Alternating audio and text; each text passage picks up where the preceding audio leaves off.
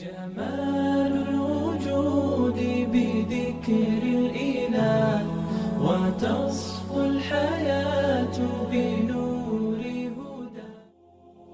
پیرزن شاعره. به نام عزت پاک با عرض سلام و ادب و احترام. در یک گوشه شهر مدینه کلبه کوچک جایگیر بود. نور خیره چراغ کلبه را روشن می کرد. عمر خداوند از او راضی باد به آن کلبه نزدیک شد. پیرزن با لباسهای سیاه در خانه می نشست. نور چراغ آنقدر تیره بود که دیدن شخص در خانه ناممکن بود. پیرزن چنین مصرع‌ها را زمزمه می کرد: بر محمد درودی به پایان، سحرخیز بود و چشمش بود گریان. گویند ورا درود بهترینان، ولی شعرم ز وصفش در گل افتان. همی خواهم که اندر روز محشر، به زیر بیرقش باشم ثناخوان. این مصرع‌ها عمر ابن خطاب را به هیجان آوردند. از روزهای رفته به یادش آمد. او به اختیار گریان شد و اشک سوزان بر رخسارهایش روان گردید. سپس کمی آرام شده دری کلبه پیرزن را کوفت. پیرزن گفت: کیستی؟ در حالی که عمر ابن خطاب را گریه گلوگیر نموده بود گفت: این منم عمر ابن خطاب. پیرزن گفت: مرا با عمر کاری نیست.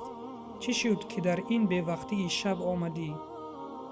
عمر خداوند از او راضی باد گفت: تو را باکی نباشد، خداوند بر تو رحم کند.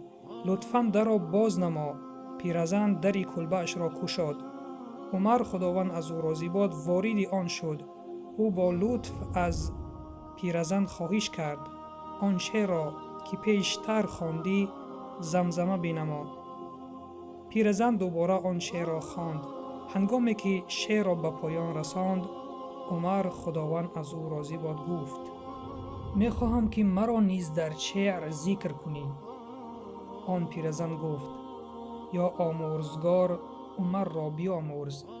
این را شنیده عمر ابن خطاب خداوند از او راضی باد خوشنود شد و بازگشت.